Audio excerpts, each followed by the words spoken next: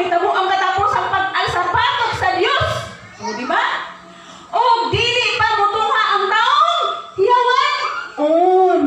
Okay. Sa paggawa sa taong hiyawan on, kung saman maudayon ang pagbalik ni Jesus Christ. Okay. Niyon siya diri. Akong padayon mo. 3:4. Okay, niyon sa 4. Sumpakon niya ang tanan nga gipaka-Dios o gipakabalaan sa tao, himuon niyang labaw nga iyang kaugalingon kay kanilang tanan, gani mosulod ug mulikod siya sa templo sa Dios ug angkunon niya nga siya Dios. So ingon anak mga kaigsunan ang mahitabo, no? So karon mga kaigsunan, pangandaman nato nga mahiuban ta sa rapture. No? Siguraduhon nato nga mauban ta sa rapture. Amen? Ha? Ato nang tan-awon sa atong kaugalingon o atong susihon ang atong kaugalingon. Nga Lord, ako bang kaugalingon? Inibalik nimo, mauban ba ko sa rapture? No? Kay pagkangilngig o mabilinta, no? Pagkangilngig o dili masabot, no? Gugdon ka, oh? Tugison ka, no? O mauna na rin ang panahon na pinunggutay, no? So, kung mawili ta, no? Kung mawili ta dali sa kalibutan, kung mawili ta sa bahandi, dili ta magpapunggot. Kung saan naman lang ang ato ang kinabuhi, no? Ang atong kalag, no? Okay, so kinahanglan gyud nga mangandam ta, no? Pangandaman gayud nato, no? Kung saman ang atong kalag, no? Kung asa siya paingon. Okay. Niyon diri sa 2 Tesalonica 2:9 hangtod sa 8 atong tagaan ni siya og supporting verse. Kung kinsa gyud ang mahatagan og kanaang 666, so diyon diri, ang taong yawanon mo ani nga may gahom ni Satanas og maghimo sa tanang matang sa milagro o mga buhat nga katingalahan. Gamiton niya ang tanang paagi aron malimbungan ang mga laglagunon. So, ang mga laglagunon lang ang mahatagan ni ana tungod sa pagkay pag-ani ni Jesus Christ, mauban man ta diha sa rapture. So ang mga mahibilin, mauna siyang mga laglagunon o salaon na siyang maayo. No? So swerte ka kung magpapunggot ka. Kung magpapunggot pud ka. No, bitaw ingon nga adi sa kusing ba karon ay kay pag ako balik bitaw si Jesus umabilin ko magpapunggot raman ko. Niliman bagod ka ng istoryahan magpapunggot ka. No? Lisod kaayo kung walay pala ang espiritu nga mukonsent nimo. Kamay mo barok sa imong kagalingon kay magpapunggot ka. O guroy ug walay pala ang espiritu nga muggunit sa imong mayon ka sige. Apil na lang ko sa imong kaya hiyahay man kaliha. Hiyahay man ning 666 kay makapalit ko, makamaligya ko. No? Gawaston ko. Apan ka na siya limlang para maadto kag impyerno.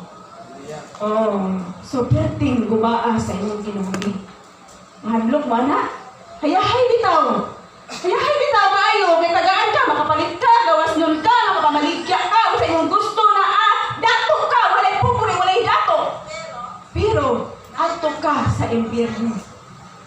Kana siya nga mga imuhang madawat, kung sa man siya, pangsamantala lang na.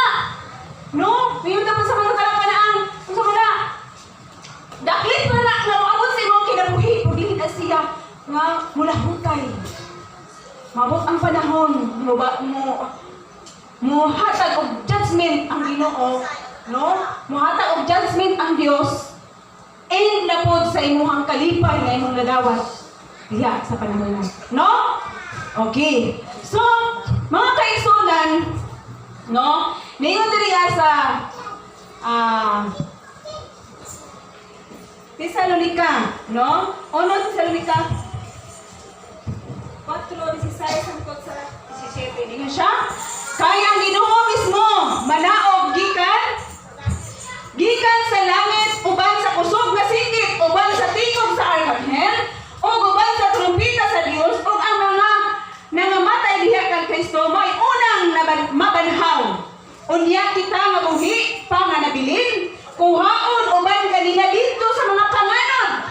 Aron pagsugat sa Ginoo sa kalangitan. Kahanginan ha. Og mao nga mag-uban kita sa Ginoo hangtod sa kahangturan. So which is mga kaigsunan, mauni ang pagbalik sa Dios, no? Na ang mga patay iyang banhawon o ang mga buhi mukayab uban sa panganon. Dito sa kahanginan, uban ni Ginoong Hesus hangtod sa kahangturan. Okay, og niingon po diha, no? Sa 1 Korinto 15, 51-52, tan-awa, isulti ko pa ninyo ang usa ka tinaguan, dili kitang tanan mamatay. Oh, klaro no? Kaya inibalik sa Diyos, dili lang makapatay ang iyang kuhaon. No? Iyang panahon eh siya. Tan-awa, isulti ko pa ninyo ang usa ka tinaguan, dili kitang tanan mamatay. Apan kitang tanan pagabanhawon. No? Sa usa ka takna, sa usa ka pisat mata, sa katapusang trumpita, kay ang trumpita managtingog og ang mga patay pagabanhawon nga walay pagkadaot ug kita usab pagausbon. So mao na mga kaigsunan nga diri sa 1 Tesalonica nga atong gibasa gay na sa 4:16-17, makita nga mga buhi iya usab kita zaman pagalalinon, no? Diya sa pangalod, no? Mao na yung mga kaigsunan nga ang pagbalik ni Jesus Christ, no? Sa iyang pagbalik, no? So mga kaigsunan, kini nga bersikulo ha, no? Kini nga tema nga after rapture is Antichrist is dili ni siya kahadlukan sa mga tinug-anay nga mga magtotoo or mga kaanakan gyud sa Dios nga tinuod gyud ta nga maangkon gyud ta sa Dios nga anak ta. Nga nisunod ta sa iyaha. No? Nisunod ta sa kabubuton sa Dios. May sunod ta sa iyang mga pulong. No? Wala ta masukwahi. No? Matud pa mapailubsanon ta. No? Sumuna mga kaigsunan. So ato lang na siyang madaklitan unya nga mga pamaagi kung unsaon nato pagtumit ang atong mga buhat diha sa Dios. No? Ningon diri sa 1 Juan 2:18. Mga anak, kini mao ang katapusang oras. Ug sama sa inyong nga dungog nga moabot ang Antikristo. Bisan karon daghan na mga Antikristo ang moabot na. Busa, nahibaluan na to, makini mao ang katapusang oras. So wala man gid kabalo kung kano sa maabot si Jesus Christ. Pero karong panahon na, dili na gid nato ma-explain ang mga panghitabo sa kalibutan. Bisan sa mga kabataan karon nga nagtubok sila nga dili na gid nimo pod ma-explain. No? Kaya nga naman, bisan sa ilang mga pangunahuna, dili na pod nimo masabot. Lahi na gyud kaayo sa ato nga panahon nga kita nagtubo. No? Mauna nga karon ngilngig na gyud siya kaayo. No? Og dili na gyud nato na siya ingon nga makakumpiyansaan pa. Hello? No? Dili na ta makakumpiyansa pa. Kay nga naman kung imong hunahunahon kung kining mga anak nato karon nga dili na ganit sila magpa-explain, nakalang inahan lang kabubuton, nakalang imong istoryahan masuko, ug imong diktahan sa maayo mo supa. Hunahunaan daw ug sila na pud ang mutubo. Ug mupuli sa atoa. Mubalik na yun ang Ginoo. Oh. So mao na nga sa mga sign nga dili na gid siya kakumpiyansaan ang panahon ron nga dili ta mangandaw. No? Kinahanglan gyud nga pangandaman. Okay, sige, si Pastor ay si Manong Pedro milihor atong pa explainon. Expert man daw pagbalik o rapture. Ang pagkutana niya ang qualification sa pagka-marapture ka nga mahimo kang kwalipikado Kaya basta nung magmahay ka mga igsoon, nawa man ko matudloy ani nga kini nga mga mga pagtudlo nga nawa mo ko kamao ini. Ora nga kinahanglan ato dinhi. Okay, so manghatag magong explanation ni guban aning.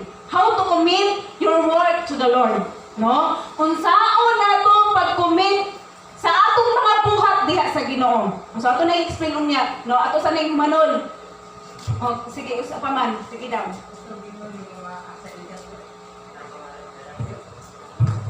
Dili ba slow ka capture. Ang kwan niya nga kanang mahimo siya nga makwalipikado na ma-capture ta ang atong mga buhat unsay buhaton. Kuan, God of Holy Spirit. Ano siya? Kita lumidawa sa biturang Diyos sa Kristo o nagpakautismo magpinabuhi na tuman niya. Nagdi kita magtuman pagpilin magkasaraksyon at ito lang matilkado kita. Kung nato bataya din ang ating pinabuhi karo hindi kita mapakyas. Sigurado kita maratyo. Kaya lahi man ang gimol nga di may hapa ang kalag pero puta ka ito lagi. Sa asa makanak ko. Malipay ka na ito ng muna sa pinakayo. Pero di may hapa jamo ng mga kalag pero puta na ito lagi. Kaya ka lang mga tawana. Sukul man ang Yesu Cristo. Muna di ko may hapa. Kung puta na nangyay panahon na sa Cristo. Cristo ka ito na ang maguwang timo-timo. Nito ito. Naman ito ito mga kanunay din. Plastal ito matungkol sa greeting mission of that church. Ato kingdom of God. Una nga, Yes, God. Okay. Mga anak sa Ginoo karon, mag-ilo dito. Sige. So, nice kay ito siya nga question, no? Nga, naghisgot tag rapture. Niya, kung dili kayo mauban sa rapture. Okay. Gamay gamay. Oh. Kay kwan man god. Ini kay mga membro pangutanon nga asa man ka nagsimba ron. Naamang ko diha nagsimba-simba. Simba-simba. So, kana nga mga question ba, mga word, questionable sa iyong una-una. Na ako diha nagsimba-simba. Na, simba-simba pag Sa yun. tinuod ang iyong... May pag-mention na ako, di na nakasilong. Ang magsimba, magasimba ni sa Espiritu sa kamatuan. Okay. Lisod cute, no? So, lisod cute. Mo bito na akong giingon. Nga siguraduon na ako nga mauban na sa rapture. Kanang mauban na sa rapture, mga pangutan na sa tatong kagalingon nili. Dagduha-duha ba ko? Higit ka na mulutaw sa panganod. Bilin gid ka. Naon sa mana? Sinking. Matod pa sa akong anak. Ha? Sinking. Lundag. Sa mana? Tadong ubos. Oh. So, dili jud na ta makakumpiyansa. No? Dili ta mga kampante sa ato ang kinabuhi nga inigbalik ni Kristo makuha ta, no? Or madala ta uban sa panganod. Di na ta makumpiyansaan. Unsa may gingon? Be vigilant. No? Mga bitaw na karon sa akong pag-explain akong di kung saan kong mga inaani gid ay no mga panghitabo akong napansin sa kalibutan once nga naay gubot sa panggamhanan. Diri-diretso gidayon ang mga panghitabo pud sa mga kalamidad. Kanang kalamidad kita na sa Dios. No? Mao na gipakita kung unsa gyud kagamhanan ng Dios. No? Kung unsa ang iyang gahom nga imong mahadura nga wala gyud ay makatupong sa gahom sa Dios. Oh. So, mga kaigsunan, yung siya be vigilant. Okay. Kinira ba na ato ang kapobrehon? Poverty. Oh. Kining kapobrehon. Ayaw gyud ninyo questionan anong pobrehon. Nga naman. Ako po di ay nga or di kung saan po ko, ako pong nahimduman. Or ako pong naabot sa akong hunahuna. Kinita ang kapobrehon.